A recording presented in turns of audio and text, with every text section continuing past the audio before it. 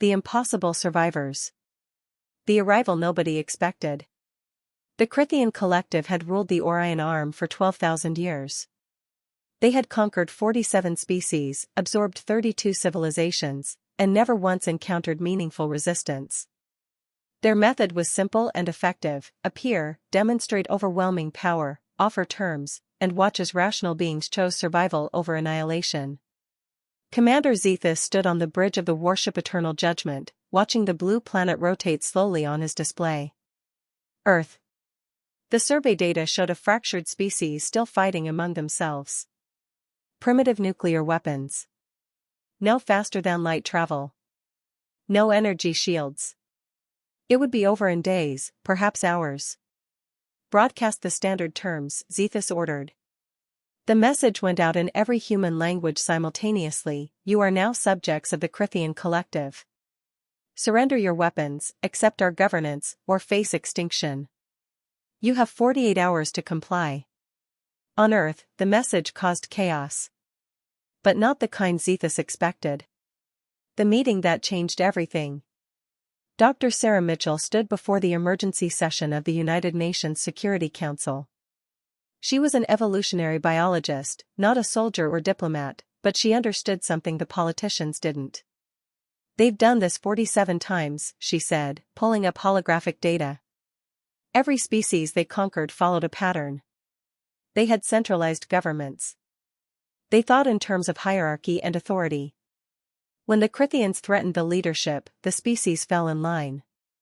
What makes us different? Asked the Chinese ambassador. Sarah smiled grimly. Everything. We're not unified. We have 200 nations, thousands of cultures, millions of competing ideas. We've spent our entire history fighting each other and surviving. We're adaptable in ways they can't comprehend. That sounds like weakness, someone objected. It's resilience, Sarah countered.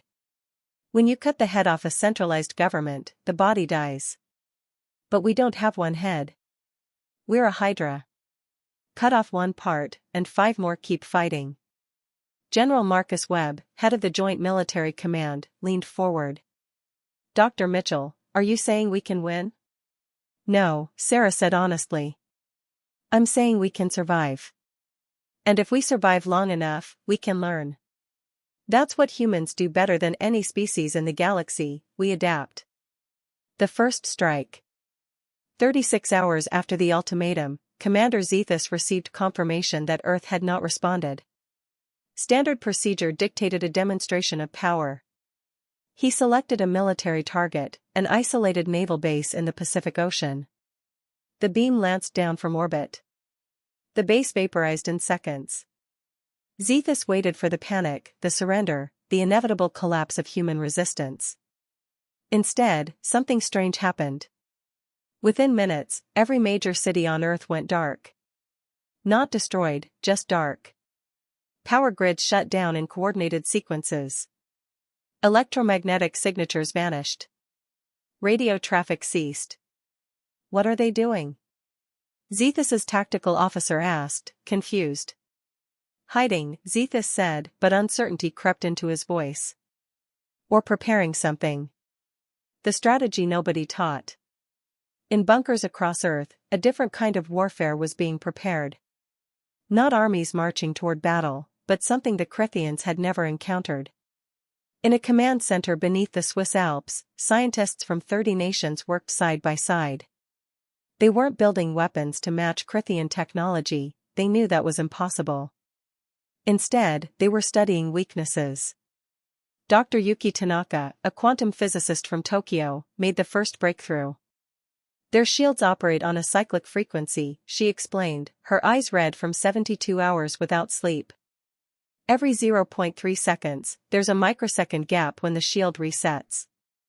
It's not long enough to matter in normal combat. But we're not fighting normal combat, said Dr. James Okonkwo from Lagos. We're fighting asymmetric warfare. The plan crystallized quickly. Humanity couldn't match Crithian firepower, but they could exploit the shield weakness with precisely timed kinetic strikes. Old-fashioned railguns firing dumb metal slugs at exact intervals. They'll adapt, warned a Russian engineer. Once they see what we're doing, they'll adjust their shields. Then we give them too many problems to solve at once, replied an Indian programmer. We attack their logistics, their communications, their predictability. We make them react instead of act. The Battle of Low Earth Orbit. When the Krithian fleet moved to occupy Earth's orbital space, they expected scattered resistance from primitive spacecraft. What they got was chaos. Thousands of satellites, many decades old and supposedly defunct, suddenly activated. They didn't attack the Krithian ships, they created a maze of obstacles moving in unpredictable patterns. Evasive maneuvers, Zethus ordered as collision warnings blared across every station. But every evasive maneuver created opportunities. As Krithian ships dodged debris, ground-based railguns fired. The timing was perfect, hitting during the microsecond shield gaps. The first ship's shields flickered and died. A chunk of metal, part of an old communications satellite, punched through the hull at 17,000 miles per hour. Impossible, Zethus breathed, watching his formation scatter. They can't be coordinating this. They don't have the technology for this kind of precision. He was right. Humans didn't have one technology for coordination. They had thousands. Amateur radio operators in Brazil relaying targeting data to artillery crews in Norway. Smartphone users in India crowdsourcing trajectory calculations. Gamers in Korea optimizing attack patterns in real time. The Krithians were fighting a single species. Humanity was fighting as 8 billion individuals coordinating through pure chaos. The price of arrogance. Commander Zethus pulled his fleet back to high orbit after losing 17 ships. It shouldn't have been possible. No species had ever inflicted such losses in a first engagement. He opened a channel to the collective's high command. Request reinforcements. The indigenous species is more capable than anticipated. The response was immediate and dismissive. Negative. You have sufficient forces. Overwhelm them with numerical superiority. Complete the conquest within 10 days. Zethus closed the channel, anger and doubt warring in his mind. The high command didn't understand. They had never faced an enemy like this. On Earth, humanity counted their own losses. 12 cities damaged by orbital strikes. 400,000 dead. Entire military installations vaporized. But they were still fighting. Still coordinating. Still learning. Dr. Mitchell stood in the UN Command Center, watching data streams from around the world. They're regrouping, she said. They'll come back harder next time. Can we survive another attack? Someone asked. Sarah looked at the screens showing humans working together in ways that had never happened before. Nations sharing intelligence. Enemies cooperating. Billions of people united by a single purpose. I don't know, she admitted. But I know this, they came here expecting us to surrender like everyone else. They thought we were just another conquest. They were wrong. General Webb nodded slowly. So what do we do now? We show them what happens when you threaten a species that spent 10,000 years learning how to survive the impossible, Sarah replied. We show them that humanity doesn't break, we adapt. And every time they push us, we become something they can't predict. The Krithian fleet began its second assault at dawn. They came prepared for the tactics humanity had used before. They adjusted their shield frequencies. They deployed countermeasures for the debris field. They were ready for everything humanity had shown them. But humanity had spent the entire night becoming something new. And the Krithians were about to learn a lesson their empire had never taught them: the most dangerous opponent isn't the one who's stronger than you. It's the one who learns faster. Part 2, The Evolution of War. The lesson begins. Commander Zethus's second wave hit Earth with twice the force of the first. 100 ships in perfect formation, shields modified to counter humanity's railgun tactics, weapons primed to glass entire continents. They lasted 11 minutes. The attack began as expected. Krithian cruisers descended toward major population centers, ready to deliver devastating strikes. Then the sky erupted with light. Not weapons fire, lasers. Thousands of them. But not military lasers. These were commercial lasers, industrial cutting tools, even modified laser pointers, all coordinated by a distributed network of civilian volunteers. Individually, each laser was harmless against Crithian shields. But 8,000 lasers hitting the same point simultaneously? The shields overloaded, not from kinetic force but from pure thermal energy concentrated into pinpoint accuracy. Impossible, Zethus whispered for the second time in 2 days. How are they coordinating civilian equipment with military precision? His tactical officer pulled up intercepted data. Commander, they're using their civilian communication network. Smartphones, internet, social media, they've turned their entire information infrastructure into a weapon targeting system. On Earth, a teenager in Mumbai adjusted coordinates on her phone. A factory worker in Detroit aimed his industrial laser based on an app notification. A grandmother in Tokyo held her laser pointer steady, following instructions from a crowdsourced targeting program. 8 billion people. 8 billion potential weapons operators. The cost of learning. The Crithian ships adapted quickly, adjusting their shields to dissipate thermal attacks. But adaptation took time, and time was something humanity excelled at exploiting. As the shields reconfigured, ground forces struck with conventional weapons, modified missiles, drone swarms, even repurposed mining explosives launched from electromagnetic catapults. Zethus watched 3 more ships fall from the sky. His tactical board was a nightmare of red alerts and damage reports. Fall back to high orbit, he ordered. Regroup at rally point 7. But humanity had learned something crucial. The Crithians always regrouped at mathematically optimal positions. Perfect spacing, perfect formations, perfect predictability. As the fleet withdrew, they passed through a cloud of debris that hadn't been there an hour ago. Small objects, barely registering on sensors. Old weather satellites that had been maneuvered into position. Each satellite contained every ounce of explosive material humanity could pack into them. The explosions weren't designed to destroy ships, the Crithian armor was too strong for that. But they didn't need to destroy. They needed to scatter. The perfect formation broke apart. Ships collided in their attempts to evade. Shields interfaced with each other, creating cascading failures. Chaos replaced order. And in chaos, humanity thrived. The message from home. In his quarters aboard the Eternal Judgment, Zethus received a priority communication from the collective's high command. The Council of Elders appeared on his screen, their faces impassive. Commander Zethus, your progress report indicates significant losses. Explain. Zethus chose his words carefully. The indigenous species employs unconventional tactics. They don't fight like any species we've encountered. They adapt faster than our strategic models predict. All species resist initially, an elder replied dismissively. You have numerical superiority. You have technological advantage. Complete the conquest. With respect, honored elders, I request you review the combat data. These humans are primitives, another elder interrupted. You commanded successfully in 7 previous campaigns. Are you now incapable of subduing a pre-FTL civilization? The transmission ended before Zethus could respond. He sat in silence, staring at the tactical readouts. 48 hours into what should have been a routine conquest, and his fleet had lost 31 ships. The humans had lost millions of lives, but they showed no signs of surrender.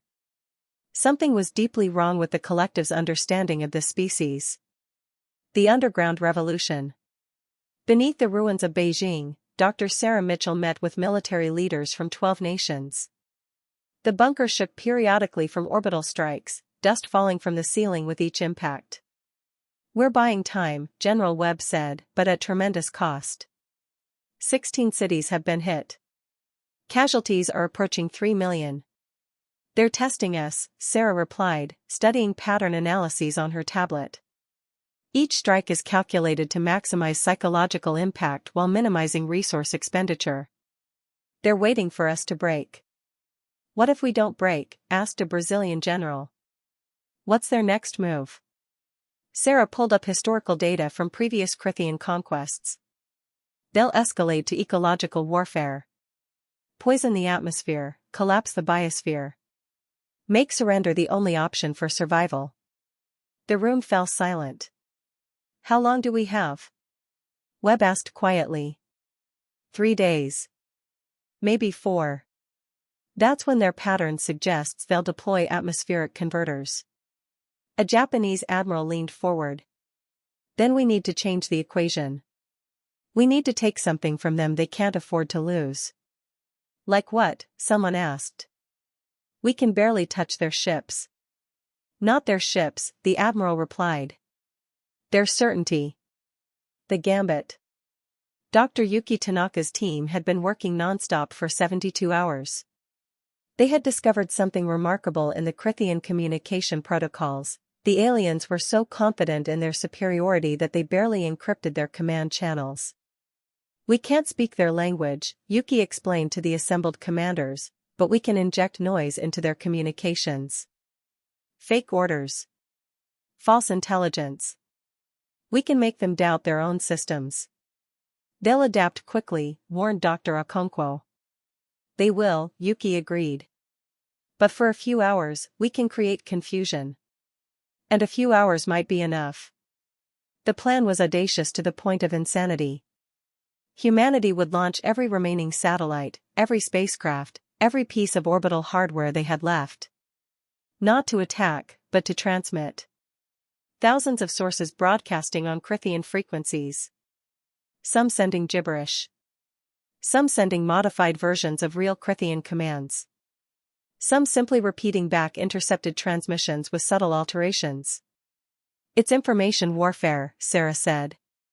We can't beat them with weapons. But we can beat them with chaos. The breaking point. When humanity's information assault began, Commander Zethus's tactical board exploded with conflicting data. His ships reported enemy vessels that didn't exist. Sensors detected threats that vanished upon investigation. Orders appeared that he hadn't issued. Shut down external communications, he commanded. Switch to hardline only. But the damage was done. 3 of his cruisers had already responded to false orders, breaking formation and exposing themselves to human railgun fire. 2 more collided while evading phantom threats. Zethus realized with growing horror that he was losing control not through superior force, but through superior confusion. On Earth, the cost of the information assault was staggering. Every transmission revealed human positions. Crithian counterstrikes were devastating. Melbourne was gone. Mumbai was burning. Sao Paulo had been evacuated just hours before orbital bombardment turned it into glass. But the Crithian fleet was paralyzed, second-guessing every sensor reading, every communication, every tactical decision. The choice.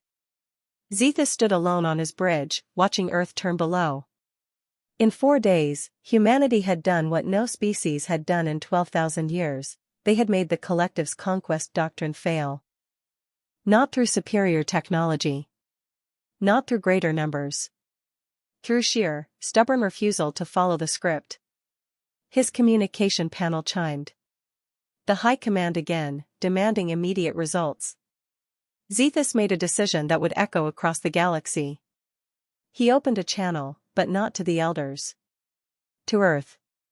Humans, he began, his words translated and broadcast across every frequency. I am Commander Zethus of the Crithian Collective. I request negotiation. In bunkers across Earth, people stared at screens in disbelief. What are your terms? Came the response from the UN. Withdrawal, Zethus said.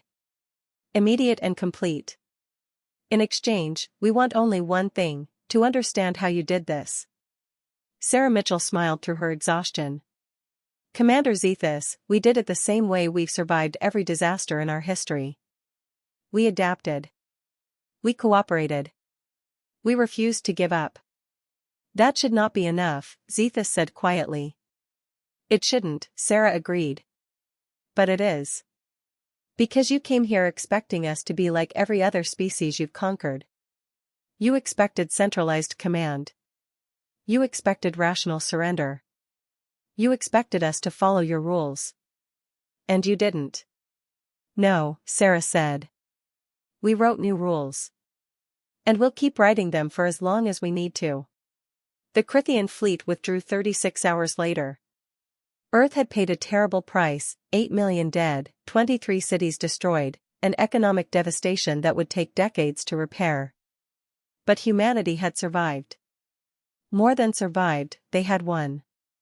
The aftermath. 6 months later, Sarah Mitchell stood before the UN General Assembly. The chamber was packed with representatives from every nation, united in ways that seemed impossible before the invasion. The Crithians have not returned, she reported. Our intelligence suggests they've declared Earth a non-viable conquest target.